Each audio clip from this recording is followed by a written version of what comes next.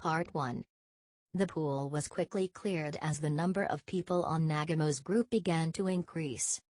If he wanted to talk to me, he would have sent a messenger even if he didn't contact me directly. The fact that he didn't have one at the moment suggests that he had no intention of setting up a place to talk. Anyway, it's not nice to keep attracting attention. As if to escape, I went to the locker room to change my clothes. Ayane-kuji-senpai. I ran into Nanace, who spotted me in the aisle and ran up to me with a happy look on her face. On a ship with a fixed destination, it was not unusual for me to see students I know repeatedly outside of their cabins, so seeing them 2 days in a row was not that unusual. However, the way they appeared was exactly the same, which reminded me of the scene I saw yesterday. "May I have a moment of your time now?" She lightly checked my surroundings and seemed to be checking if I was with someone else. I was with Ishizaki yesterday, so she might not have been able to initiate the conversation. However, I nodded my head, somewhat confused by the strong pressure or the close distance. Actually, I'm not sure if I should report this, but, well, there's something that's been bothering me a little. Something that's bothering you? Nanace nodded and her cheerfulness disappeared, replaced by a serious expression. Then, paying attention to the surroundings, Nanace spoke in a whisper. "There's one thing I didn't tell Senpai. If I tell you, you might get angry." "I might get angry?" What on earth could she be talking about?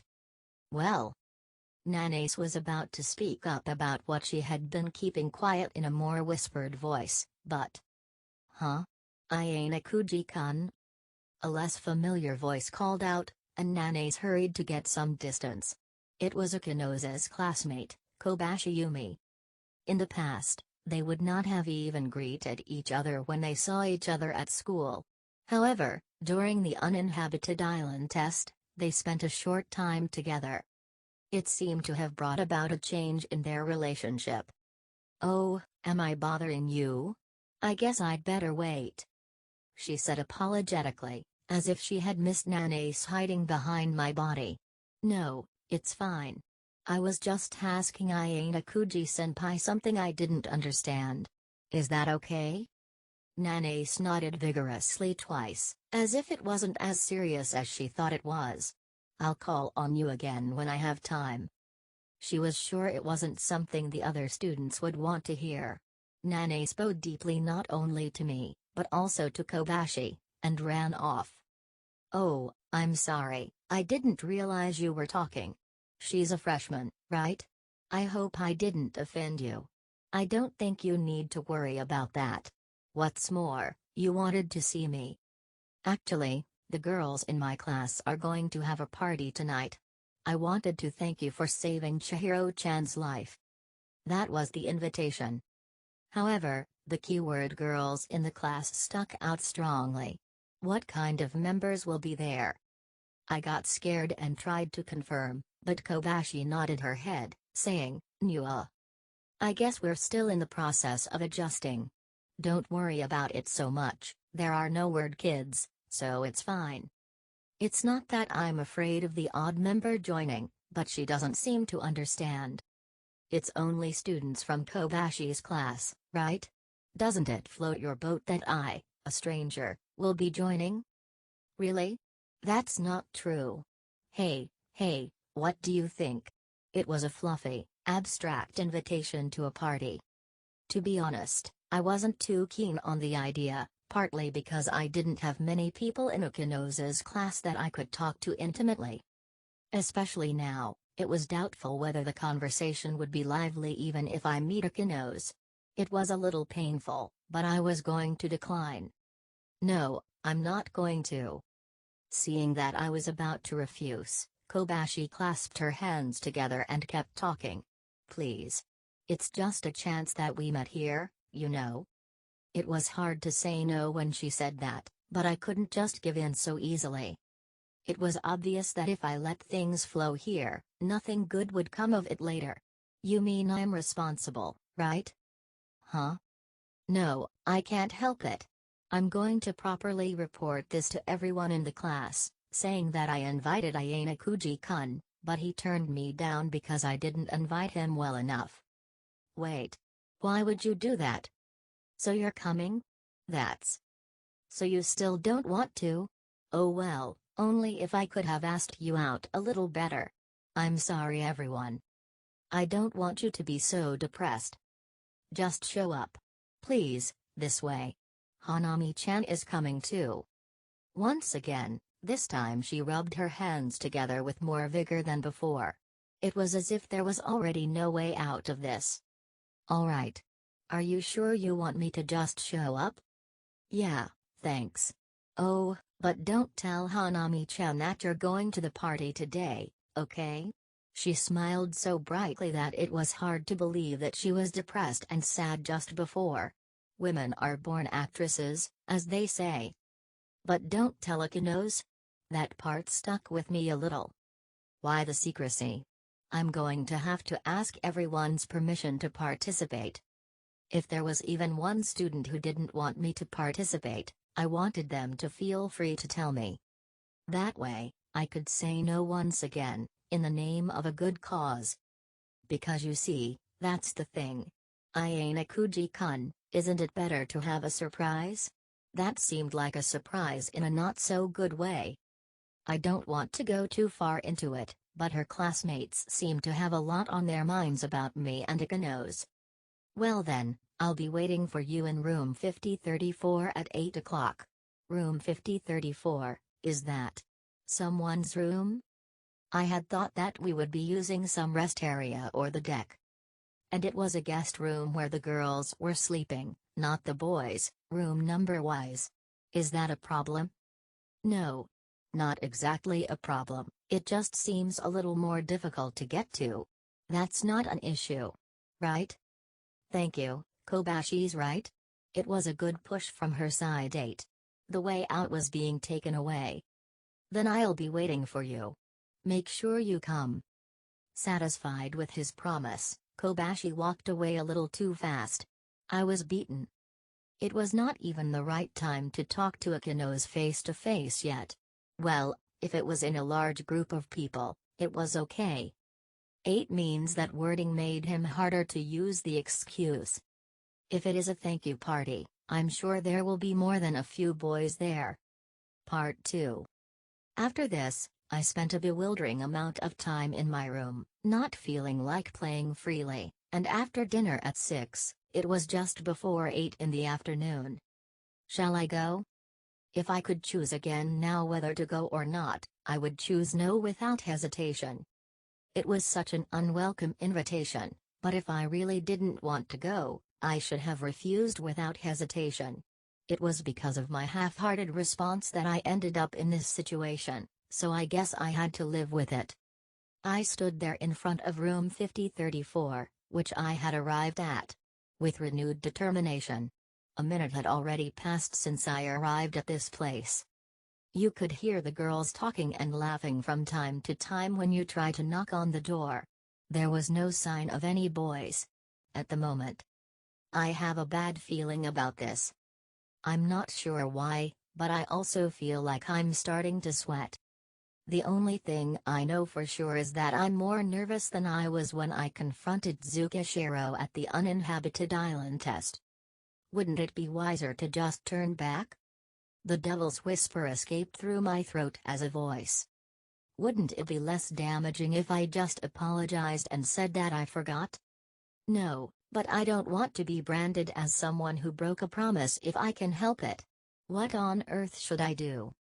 I was stuck as if I was in a sleep paralysis, but the spell was broken by an unexpected source. Oh, you're here. It was Kobashi who appeared from the end of the corridor. It was a bad timing, or something.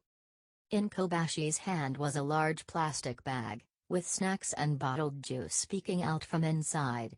Once I had been spotted, the option to flee no longer existed naturally. I think everyone is already gathered here, so don't hesitate to come in. Oh, yeah. I was just about to do that. I'm not allowed to run away anymore. The door that I felt so heavy and could not open, Kobashi tried to open it easily without hesitation. Was it okay that she opened it so easily? I need to prepare my mind a little more.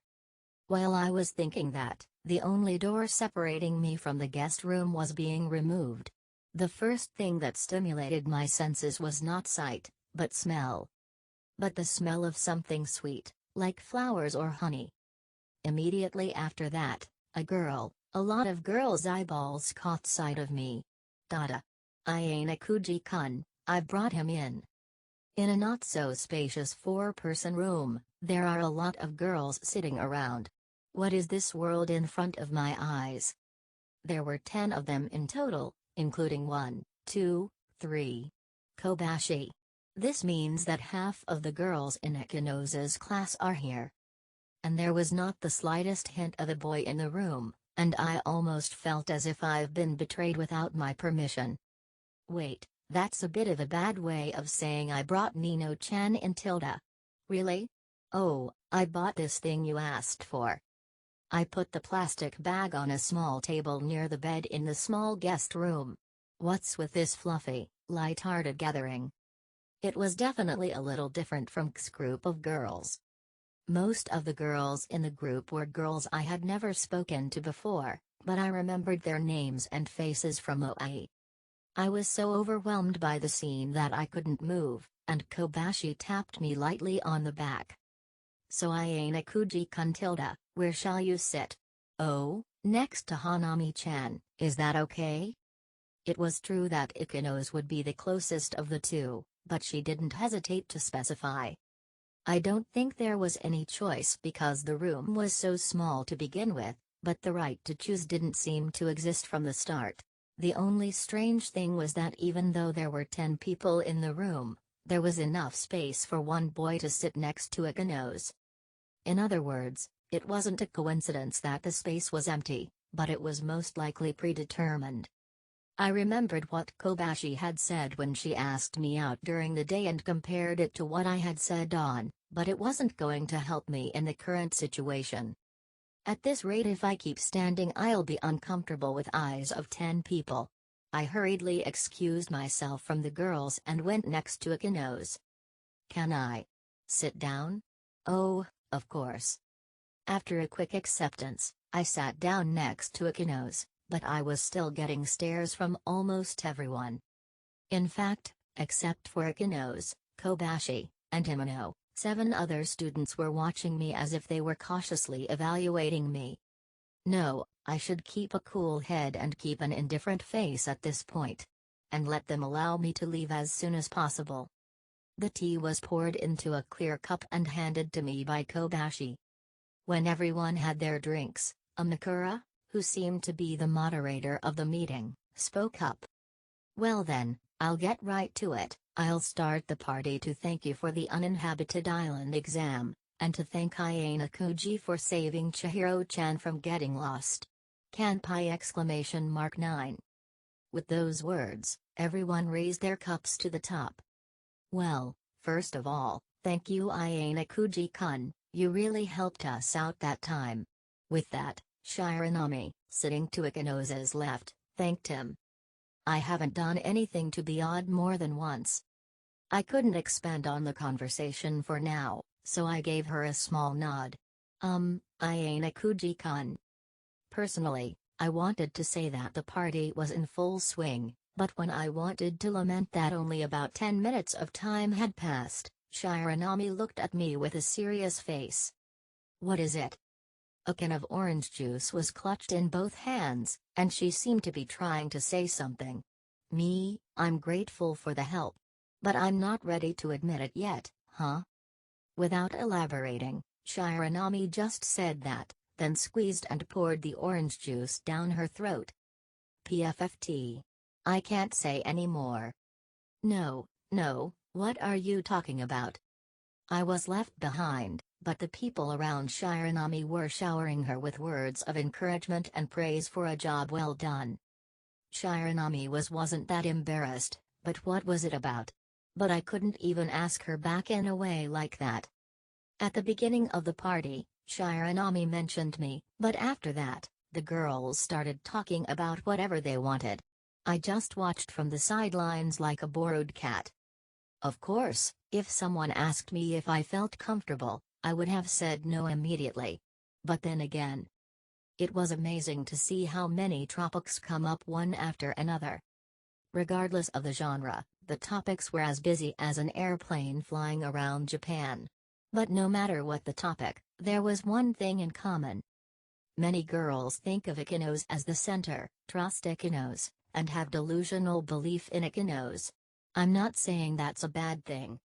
Ikino's Hanami is without a doubt the most trustworthy student in the second year.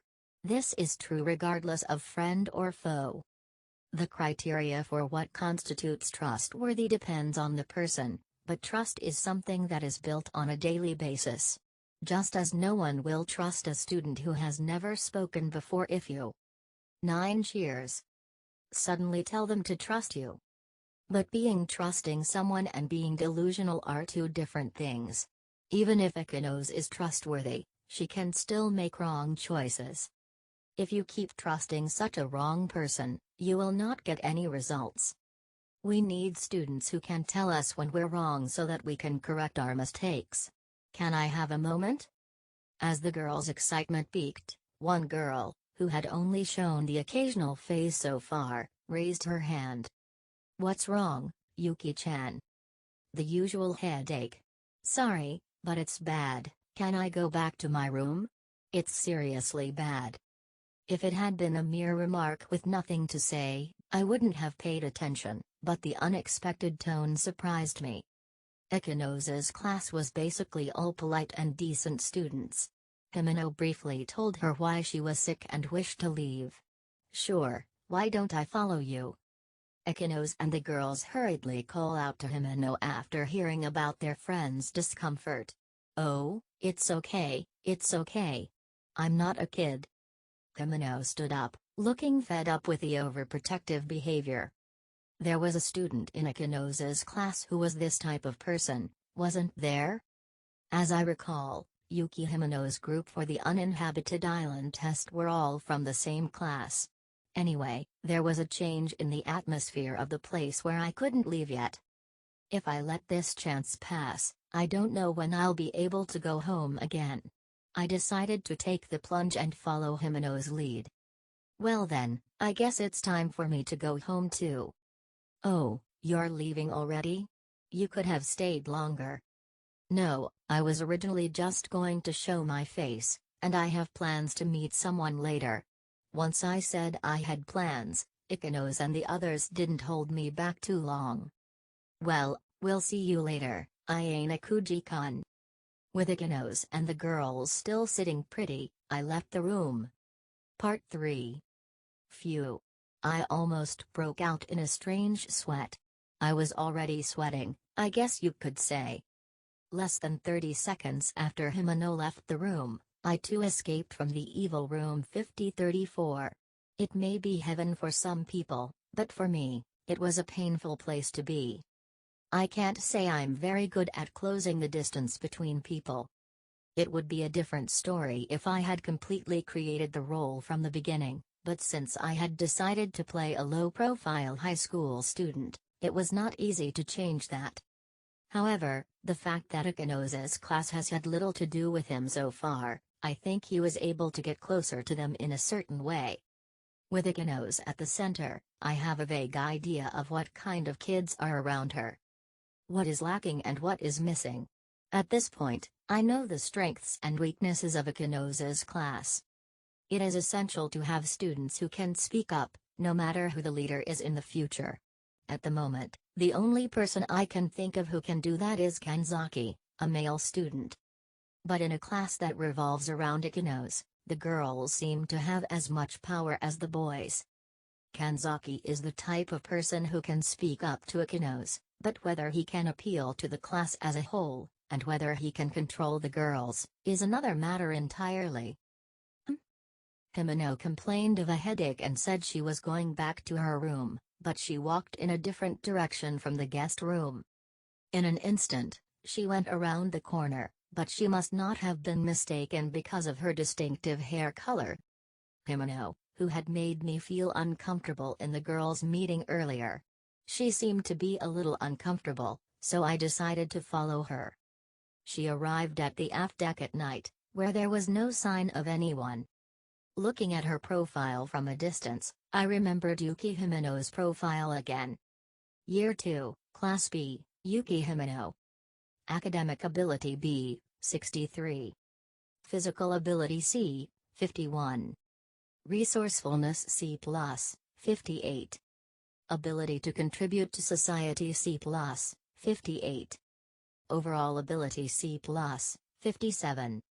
Except for a high level of academic ability, they are normal for better or worse, and do not have any outstanding abilities as far as I can see. However, this is only the ability as seen from the school side. There may be hidden strengths and weaknesses in every student. I would like to explore a little more. Direct contact would be a shortcut here. What are you doing? What? She looked slightly uncomfortable and looked away. It was not natural for her to be here since she slipped out of the room saying she had a headache. Is your headache better? Geez. She mumbled a few words that were mostly drowned out by the wind, but it sounded like she said annoying.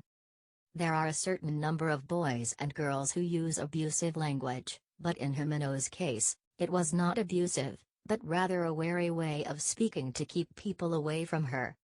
However, perhaps also concerned about the external world, she coughed once and turned her gaze to us. I just stopped by because I thought the breeze would calm me down, you know. Do you get headaches often? You said something like that earlier. I was going to ask her for more details, but she shut down, as if she didn't want to have any more conversation. Even at the girls' party earlier, she hadn't said anything except when she was leaving. In addition to that, the other girls basically never approached Himeno. It's not like she was being hacked. Ikenos wouldn't tolerate such a thing, and if the relationship was bad, she wouldn't show it to the rest of the class. If that's the case, she must have been tired, and been half-heartedly invited to the party. If you think that this is due to the classmates' desire to have as much fun as possible, you can see the connection. It's because I have a migraine. She replied shortly, in a rambling manner. If it's a migraine, then you're right to cool it down. Migraines are caused by the dilatation of cerebral blood vessels due to changes in female hormones, fatigue, and lack of sleep. Blood vessels dilate less when cooled and widen when warmed, so exposure to the wind is not a bad idea. But only if it's really a migraine. Daru 10. Maybe the headache is just an excuse to get out of a space you don't like? What? You're saying I'm lying? Himeno had been relatively nonchalant up to this point, but as soon as it was pointed out to her that she might be lying, her color changed. She was a rare type of person in Ikenos's class, where most classmates were mild-mannered. My instincts were right. I can see you getting worked up. Was that a bull's eye? No, I'm not. I mean, what is it? Oh, I'm getting a headache again. I'm going back to my room. I'm sorry if I offended you, but can you just listen to me for a minute? Holding her forehead, Himeno looked back at me in disgust. Headache, it's getting more intense though.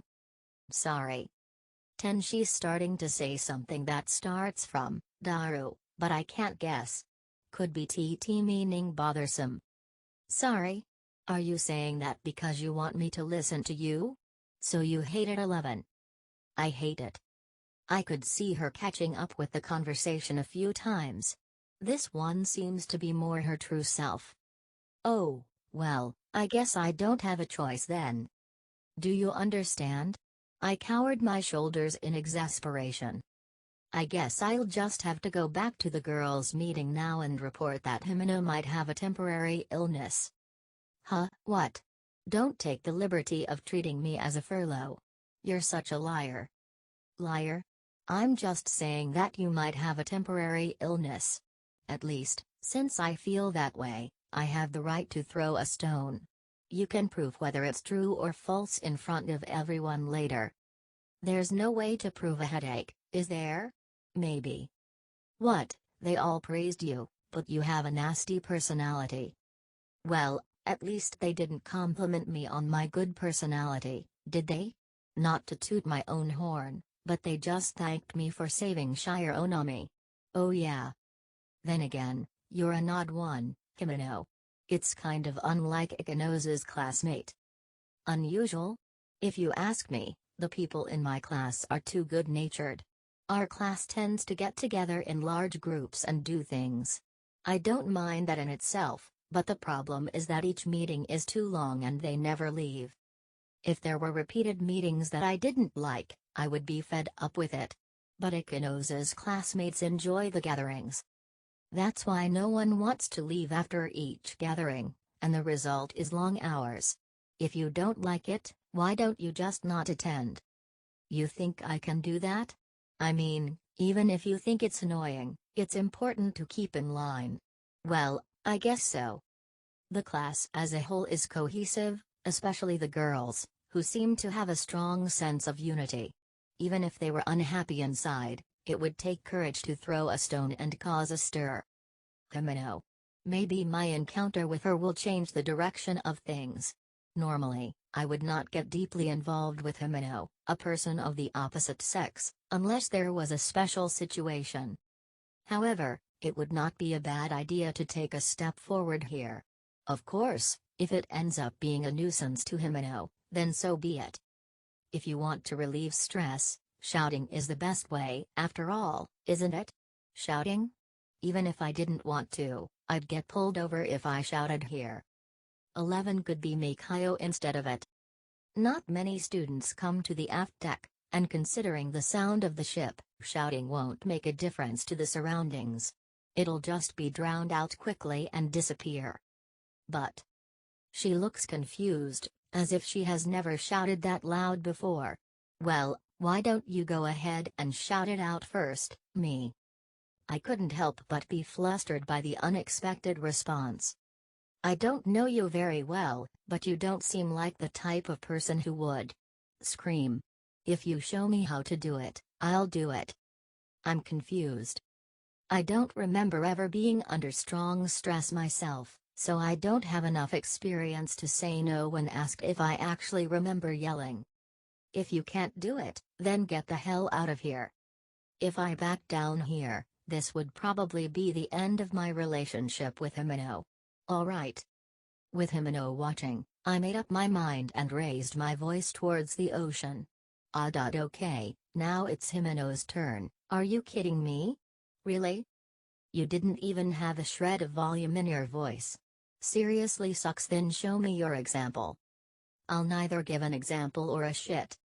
I caught Himeno's back as she tried to run away in disgust with my words. If I do it, wasn't Himeno supposed to do it too? No, it's just annoying when people think they've done it. Whatever the volume of my voice, there's no doubt that I responded. However, if Himeno's voice was just as low as mine, then you have no right to make fun of me at all. In order to avoid being accused of shouting in the same low voice, I seal off ahead of time. Geez. You know what, I'll just do it once, right? And then you'll leave, right? Taking a breath, Himeno put her hands up by her mouth as if she had no choice. Wah! Exclamation mark. The sound of the ship's engine and the wind drowned out the noise, so no one but me would have heard it. But I heard a voice echoing in my ears, twice as loud as I had imagined, and it echoed around me. I felt the ship rocking. But that was just a feeling, there was no way it was actually rocking. The way she spoke and her demeanor was more of a downer, her tension was low and her voice volume was subdued, but it was a tremendous voice volume. Ha! That's refreshing. Without seeming to care about my surprise, Himeno nodded in satisfaction. Right? It was worth screaming for me too. No, you didn't scream at all. She poked me with a white eye. Well, if I was under stress, I guess I could have done better. Yeah? You didn't look that way. You were better at that one than I thought. You must have been under a lot of stress. What? I'm going to kill you? She gave me a moderately sharp look. If she was angry, she didn't put her hands and feet before her mouth. I was a little out of line. I apologize honestly, but she doesn't seem to take offense.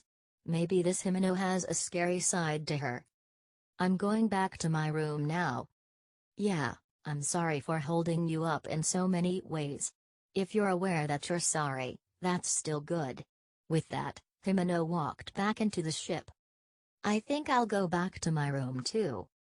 The thank you party may not have been a place to be tired from, but I was unusually tired. I think I'm going to have a deep sleep today. A holiday for each of us. Intro. Life on this cruise ship comes with the problem of where and what kind of lunch to eat every day. In the mornings and evenings, the school provides a buffet-style meal, which is free of charge. It is also very tasty and popular among the students, so much so that there are 3 separate entry restrictions from 7 o'clock to 9 o'clock in the morning. This is to avoid congestion. You can make a reservation for up to 60 minutes from your cell phone. I usually have breakfast at 8 a.m., but on August 6th, due to a late reservation, the 8 o'clock and 9 o'clock time slots were booked, so I had to eat a little earlier at 7 o'clock. This made me feel strangely hungry at this time, which was noon.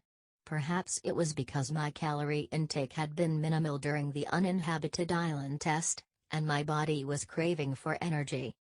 The cafeteria terrace is a popular place to eat, but the prices for meals are very special. If you want to have lunch with a drink, you need to spend at least 2,000 points. This may be fine if you are having a good time with friends, but today I was alone. In this case, it would be natural to want to save as much money as possible.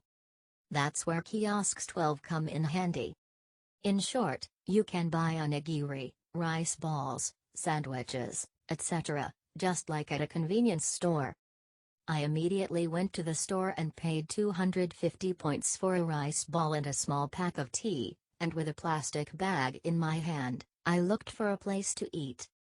I could have used any of the resting areas, but most of them were occupied by other people, and I felt uncomfortable sharing such a small space. When it comes to places where you don't mind strangers being near you to some extent, it's usually outside. As a result of my continuous search, I arrived at a deck near the bow of the ship on the 6th floor, overlooking the ocean.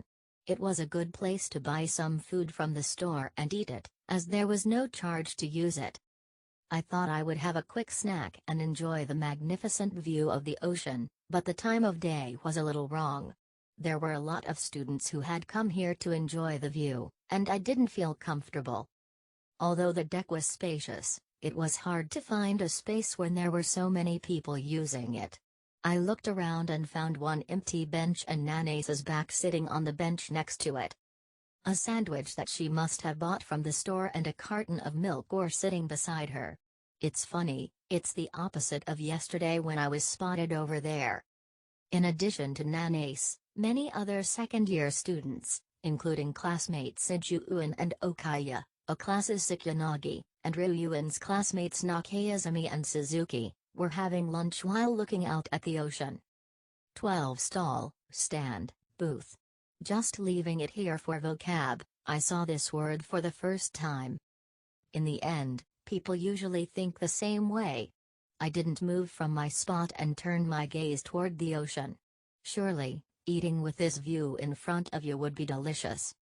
But the problem is that just as there are many students in the same grade, there are also many third-year students. Although there are still a few of them, the third-year students who noticed me immediately began to turn their eyes towards me. But if I walked away immediately, it would mean that I didn't like the way they looked at me and ran away. It might be judged as effective, and it might be encouraged. Come to think of it, Nanace seemed to have something to talk about yesterday, too. I remembered that our conversation was interrupted when Kobashi approached me, so I decided to call on her. It would be a good excuse to stop by this place to talk to her. Nanace. I called out her name, and she looked backwards with a huff of surprise. Ah, Senfaya. She had just put a sandwich in her mouth and was looking at me, trying to keep the ingredients from spilling out. I felt a little bad when I saw her start munching away in a hurry. It seemed that I had made her panic with something unnecessary as I used it as a means to counter the third year. "Oh, my bad. Do you want me to come back later?" I said, but Nana's personality would not allow that to happen. "No, wait, I'm flustered." As soon as she put it in her mouth, she couldn't spit it out, so she started to eat. Gulp. "I'm sorry, but I was actually having a meal." It sounded like a secret confession, but I could tell by looking at her that she was eating. If anything, I knew from the moment I saw her back. What can I do for you?" Nana still looked somewhat flustered, which gave me a slightly odd feeling. Her gaze was restless and she seemed to be unable to concentrate on her conversation with me. "Oh no, you looked like you wanted to talk to me yesterday. I was wondering what it was about." "Because that time I was approached by Kobashi and it just drifted away." "Oh." Her thoughts were slow and the words didn't come out right away. After pondering for a bit, Nana shook her head from side to side. "I'm sorry, I've already resolved myself, so can you please forget about it?" "I see. That's fine then." If it was a problem, I was going to ask Nana for advice since she had helped me in many ways. But if it was resolved, I didn't care. "I'm sorry for calling out to you so suddenly. I'm going to go back inside the ship then. There are more people than I thought, and I don't think I can get comfortable." "I see. I'll see you later, senpai." As soon as I had finished my business, I left the place. I looked back at the deck one more time, and Nanace was facing the front, resuming her lunch. Part 1. Eventually, to find a place for lunch, I went to the stern of the 5th floor, where there were fewer people. This was the place where I had talked to Himena last night, and I had already confirmed that it was a place where not many people usually went. For the next few minutes, I stared at the rough waves created by the moving ship, forgetting my original purpose. Then an unexpected person approached me. "Are you having lunch alone in a place like this? Sakuyanagi, huh? You just happen to be here?" I believe she was on the same floor as Nanace a while ago. Coincidence? I'd like to say so, but I've been chasing after Ayana Kuji-kun. Chased after him? But Sakuyanagi's legs were bad enough that she wouldn't be able to keep up with my walking speed. That said, she didn't seem to have had anyone precede her and follow him. It's a simple deduction. You showed up on the boat deck earlier for lunch, but you gave up when you saw how many people were there, didn't you? With the snacks in your hands and the fact that you were looking for a view of the ocean, it's not that difficult to predict where you would eat. It meant that she had completely read through my pattern of behavior and arrived here. Ayana Kuji-kun also wants to eat with a view, doesn't he? Unlike the one on the bow of the ship, I can't say that the scenery is first-rate, but it's not often that I get a chance to look out over the open sea like this. There was no guarantee that there would be another uninhabited island exam this time next year. There are other events planned for the second year, including a school trip, but I'm not sure what the details of that are. Maybe this is the last time I'll be able to look at the ocean. I'm sure there will be many more views like this sea that we never got to see. In that sense, I think Ayana Kuji-kun made the right choice in choosing this school. Yes, I think so. It's just that I've only seen the ocean once before I enrolled in this school. Sakuyanagi looked unexpectedly a little surprised, or maybe it was understandable that she was surprised.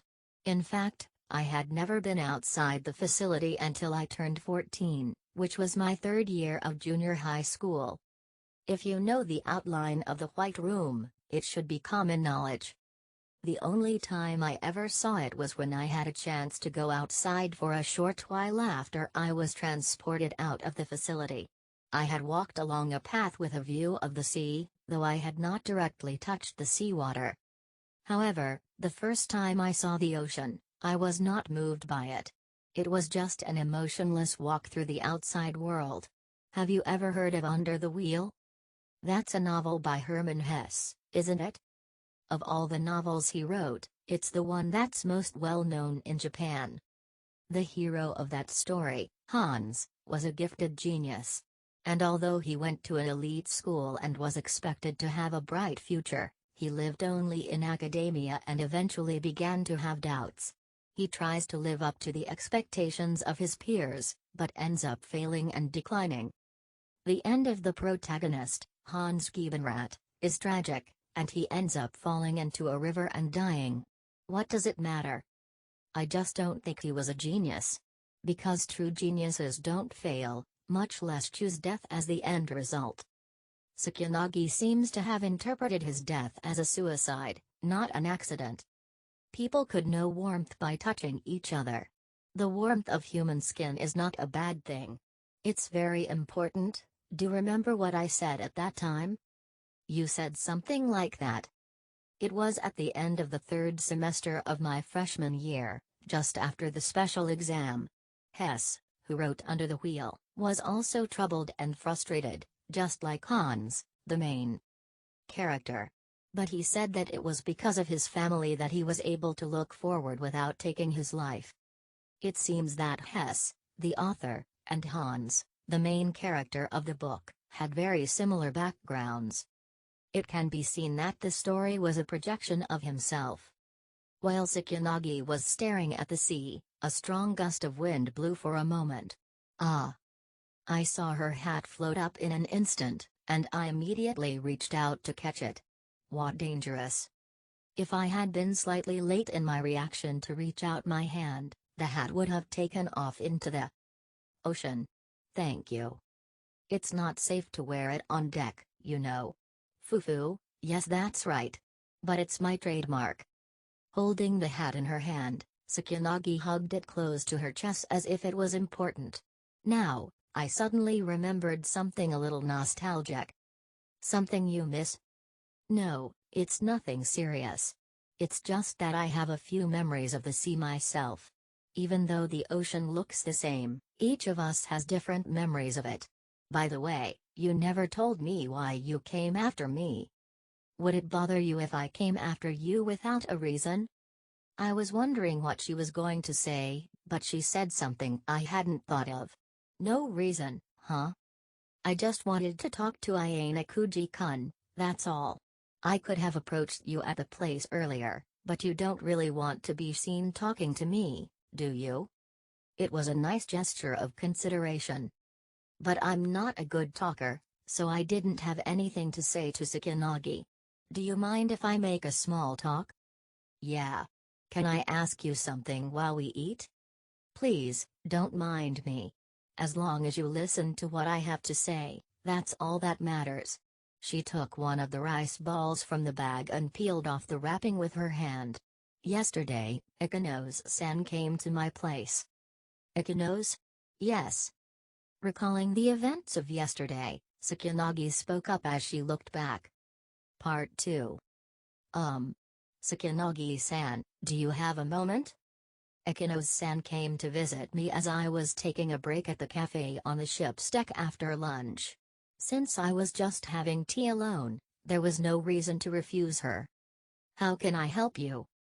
I knew what she was going to say before I heard it, but I dared to tilt my head curiously. I felt I had to apologize for what I did in the special exam. On the last day, I did something selfish. I'm really sorry. Ikenos-san bowed her head as hard as she could, probably having made up her mind to some extent that she was not someone for whom excuses would work. No, I don't think she would have made a lame excuse if it had been anyone else. It would be no surprise if I, who lead the Class A, would get angry and break off our cooperation. I think she felt she had done that much. Raise your head, Ikenos-san, I'm not mad at you for anything, what? Rather, I recognize that they have contributed sufficiently as the same group. The percentage of correct answers on the tasks was high, and you played a wonderful central role in the harsh uninhabited island life by gathering together the disjointed friends. And as a result, did we not win the third place brilliantly? But. It is true that Ikenos-san acted a bit selfishly on the last day. But the loss she caused to the group was only a few points at most. If you compare it to your contribution, it's not something to blame. If you had fallen to a close fourth place, you might have received some blame, but that didn't happen either. But that's a consequence theory. Sometimes, it's good to be consequentialist. Things don't always go all that well. Rather, if you fought as hard as you could and came in a close fourth, the psychological damage you suffered would have been great.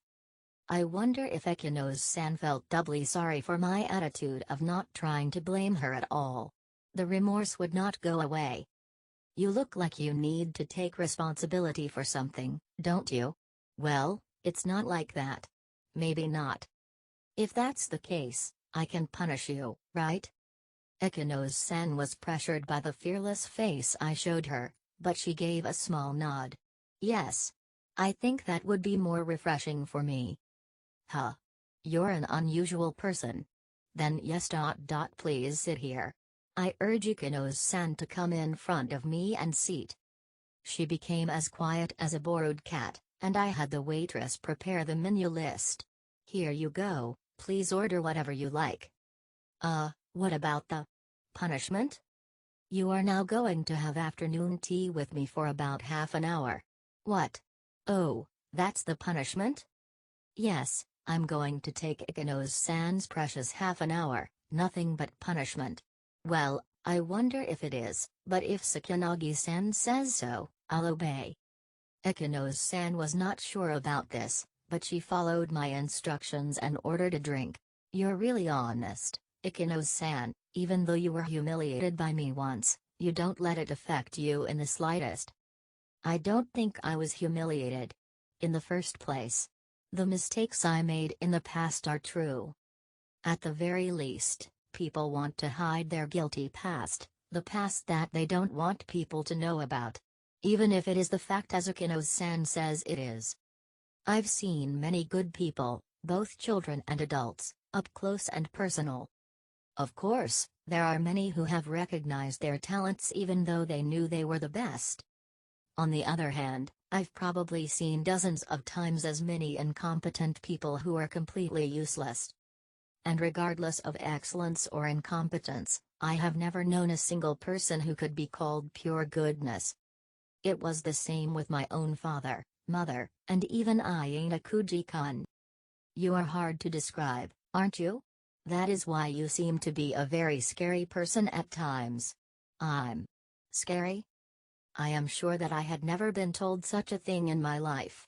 However, I am sure that there are more than one or two people who have ever been afraid of the person named Ikenos Hanami-san. People who live in this world have a more or less evil side. But I don't feel any of that from you. You seem like a bundle of goodness. That's too much to buy into, you know. I've done some bad things, like when I was in middle school. Her shameful past, which she can never boast of, remains as a reality that cannot be erased. Your goodness here has nothing to do with those kinds of things. In the first place, even if you are temporarily involved in bad things, there is an irreplaceable family love behind it. Even if it's evil when it comes to the law, it can also be good depending on how you look at it. That goodness is both your strength and your weakness.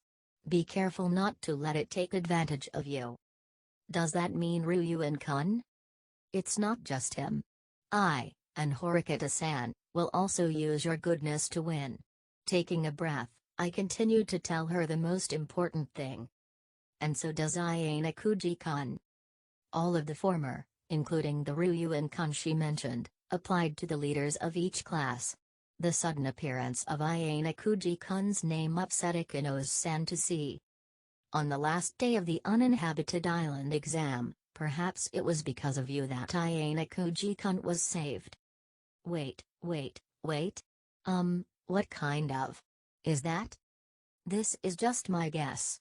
There are many things I don't understand, so please think of it as a soliloquy and listen to it.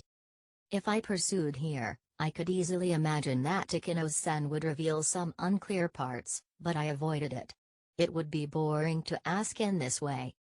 Looking at you, I can somehow guess that your feelings for Ayane Kuji-kun are different from those you have for the other students.